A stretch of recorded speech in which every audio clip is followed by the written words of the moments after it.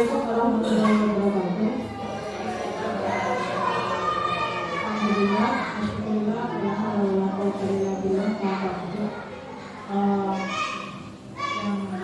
saya hormati Ibu Kepala Sekolah SD Negeri 1 Ibu Hajareda Mahyuni, yang saya hormati pula Bapak Ibu Guru, sebagai guru berbahagia.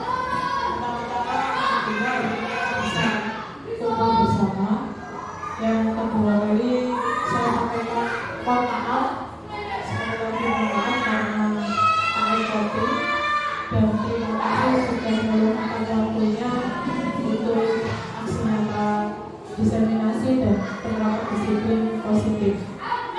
Mohon izin menyampaikan kepada sekolah rangkaian acara insyaallah pertama sambutan kepala sekolah, kemudian yang kedua nanti penyampaian materi yang insyaallah akan saya bawakan. Marilah kita buka acara pagi hari ini dengan membaca basmalah. Bismillahirrahmanirrahim. Saya persilakan untuk Ibu Kepala Sekolah untuk menyampaikan sambutannya.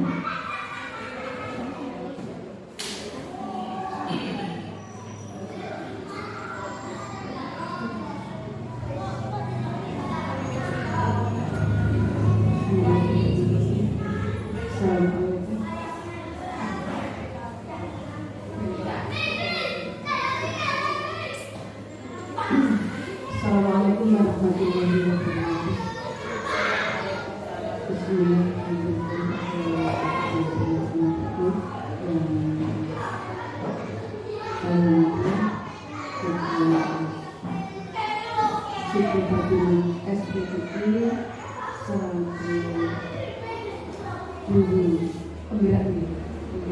Guru penggerak yang dalam hal ini akan menyampaikan aksi nyatanya yaitu tentang diskriminasi dan penerapan disiplin positif beserta Bapak Ibu Dewan Guru Besar. Pertama kita panjatkan puji syukur alhamdulillah bahwasanya pada hari ini kita bisa bersama-sama di sini dan agenda dari salah satu peneliti profesi bersama untuk melaksanakan aksi nyatanya kita daripada dari selanjutnya dalam rencana senantiasa berdoa kepada Tuhan Nabi besar akan selalu yang tentunya kita selalu menantikan sampaian dari Bapak Ibu dalam kesempatan ini hanya saya sampaikan beberapa saja.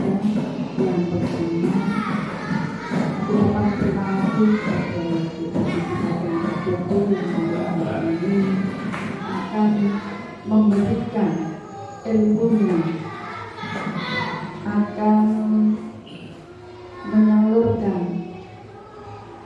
akan mengaplikasikan ilmu yang diperoleh selama menjadi guru penggerak dengan tema diskriminasi dan penerapan disiplin positif. Untuk itu, monggo waktu sepenuhnya saya persilakan Ibu untuk menyampaikan acara ini.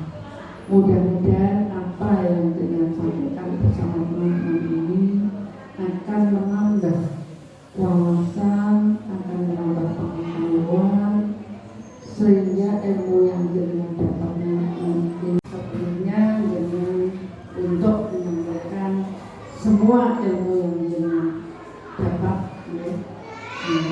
agar kita semua sudah bisa menikmati ilmu ini. Wassalamualaikum warahmatullahi wabarakatuh. Terima kasih Bu atas masukannya. Untuk selanjutnya mohon izin berdiri.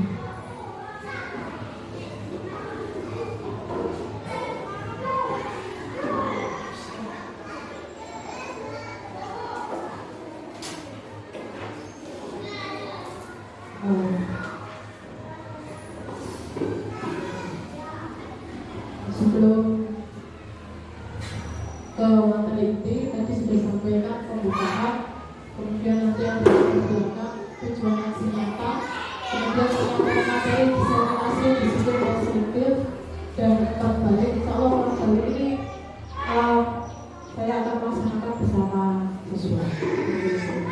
Kemudian latar belakang tujuan saya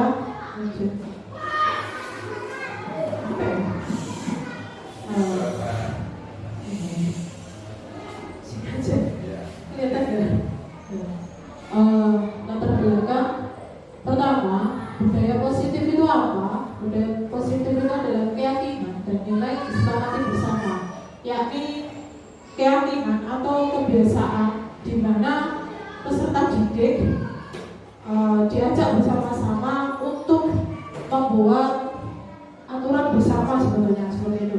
Kemarin sudah saya sampaikan apa sih bedanya peraturan sama keyakinan. Kalau peraturan itu tentu sepihak katanya siswa. Kalau keyakinan kita bisa ikut andil menyampaikan yang namanya aturan untuk diri kita sendiri. Jadi mereka lah yang terikat dengan diri mereka sendiri, bukan kita. Kemudian guru menyelesaikan masalah dapat menggunakan segitiga restitusi, bukan posisi sebagai kontrol. Misal seperti kasusnya Putra kemarin, itu kan sering sering izin ke toilet karena dia itu main di kelas, di luar kelas. Harusnya tidak dibentak ya, tapi kadang kita salah juga seperti itu. Kemudian kebanyakan dari kita itu memakai posisi kita sebagai kontrol, contoh sebagai penghukum, kemudian membuat rasa bersalah, tenang dan pemahaman. Seperti apa nanti kita bahas.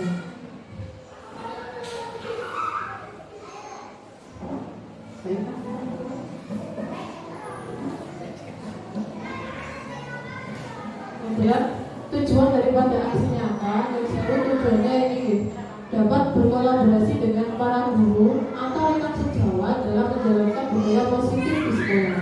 Kemudian yang kedua, peserta didik merasa terlibat dalam membuat dan bertanggung jawab dalam menjalankan kegiatan disiplin positif di sekolah.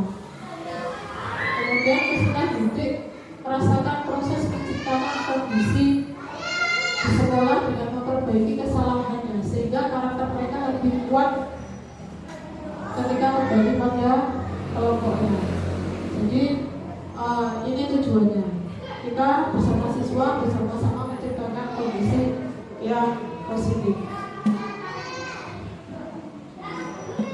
Kemudian urgensi pentingnya penerapan disiplin itu apa sih?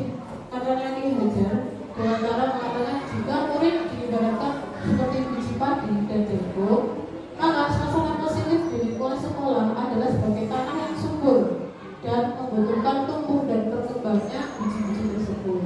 Seiring terciptanya disiplin positif di lingkungan belajar, maka kenyamanan lingkungan baku akan membuat peserta didik nyaman dalam belajar. Makanya tumbuh dan berkembangnya sesuai kodrat alam dan zaman. Kodrat alam itu apa sih? Kodrat alam itu di mana anak tinggal. Jadi di mana di sini anak tinggal yaitu di Desa Sabang Gede. Potensinya apa di sini Sabang Gede? Yaitu kita tinggalkan. Kemudian sesuai zaman. Dan sekarang kan zamannya gadget ya. Jadi anak-anak disesuaikan dengan zamannya.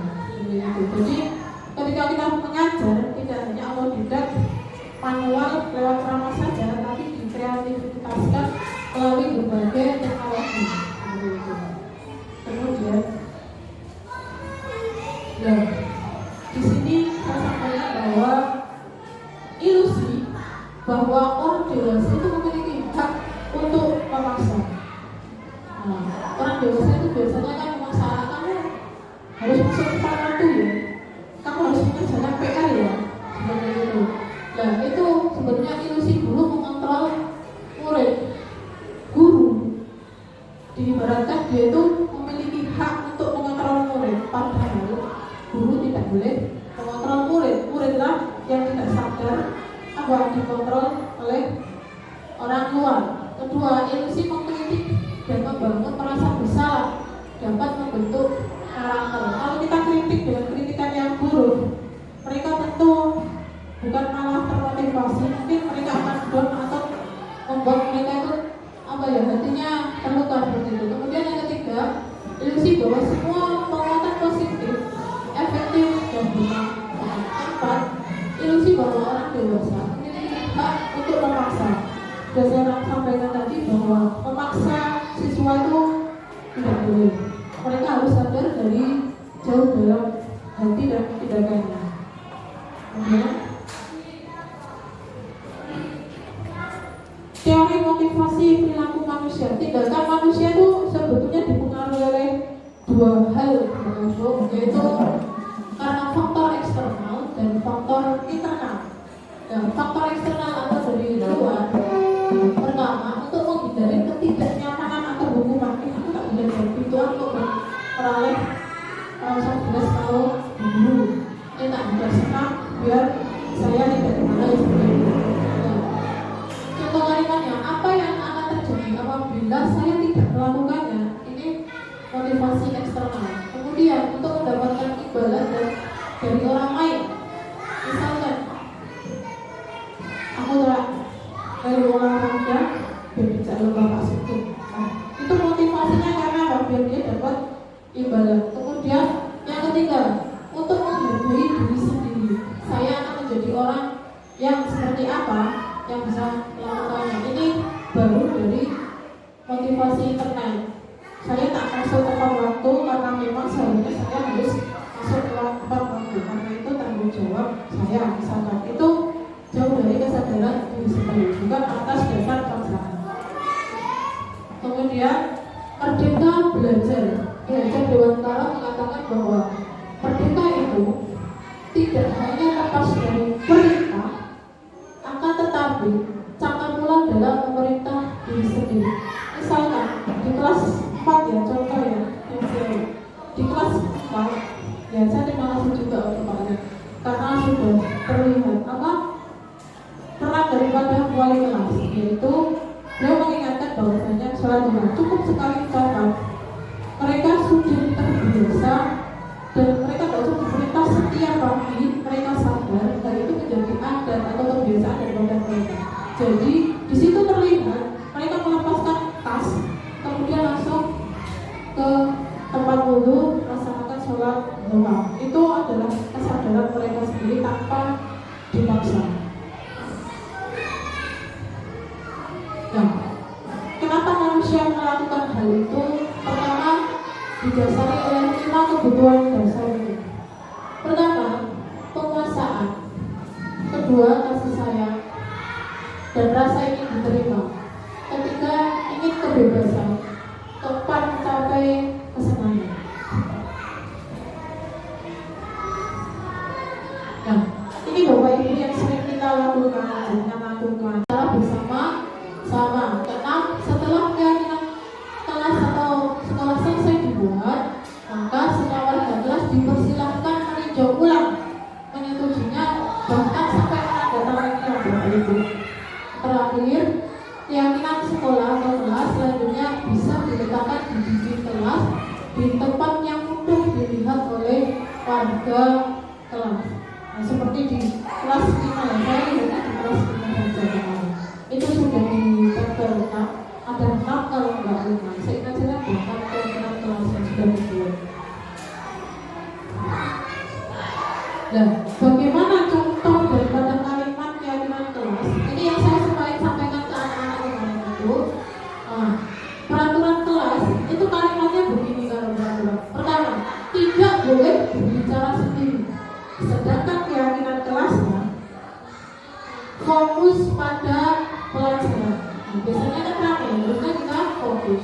Nilai kebajikannya apa namanya? Yaitu menghormati dan menghargai guru yang sedang menyampaikan. Kedua, tidak boleh membuang sampah di kelas. Keyakinan kelasnya membuang sampah pada tempatnya. Nilai kebajikannya apa? Menjaga kebersihan dan tanggung jawab.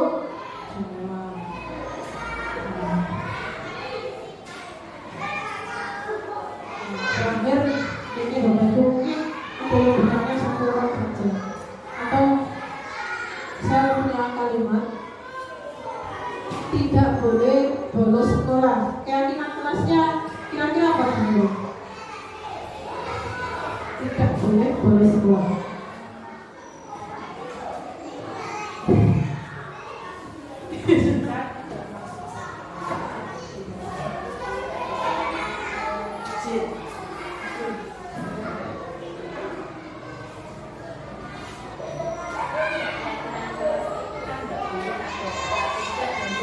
Tidak jangan tidak boleh.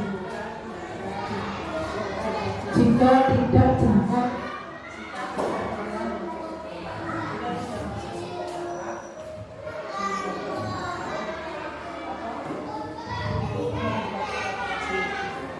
Rajin masuk sekolah. Ya, rajin masuk sekolah.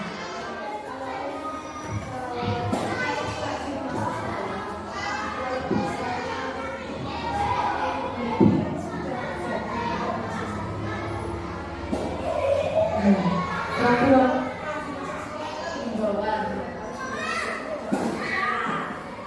kalau terjadi tidak masuk sekolah tadi validasi pakai restitusi dia kan sering nggak masuk sekolah. Nah coba apa ya?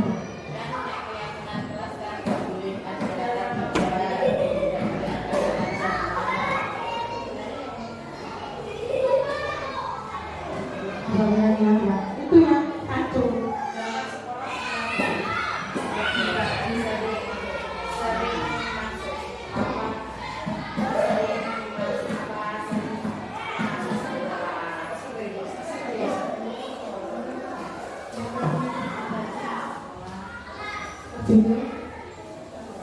Agar lebih rajin untuk masuk sekolah. Katanya sering tidak masuk, makanya kan agar lebih rajin boleh bolos. Tidak boleh bolos. Tidak boleh bolos. Rajin-rajinlah masuk sekolah. Bisa. Rajin-rajinlah masuk sekolah. Bersifat himbauan dan anjuran. Ya. Kalau dia tidak masuk berkali-kali bisa pakai segitiga restitusi tadi. Kita validasi 3 kali yang bersalah tadi. Begitu. Kalau misal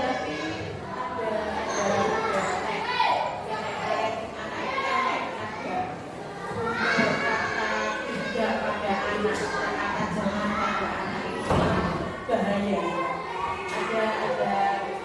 Ada satu psikolog yang bilang parenting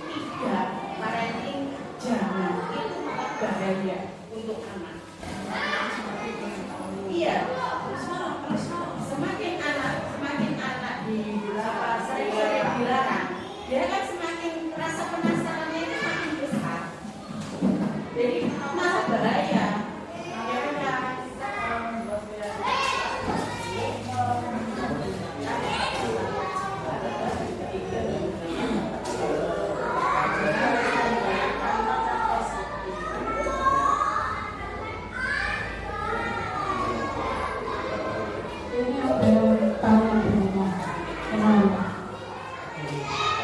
tidak boleh makan di kelas biasanya gitu.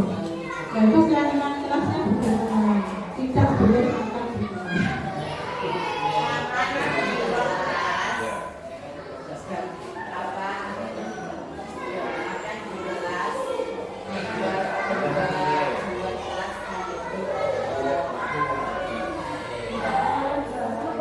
Sebenarnya makan di kelasnya harusnya kan harus makan di luar kelas. Nah, positifnya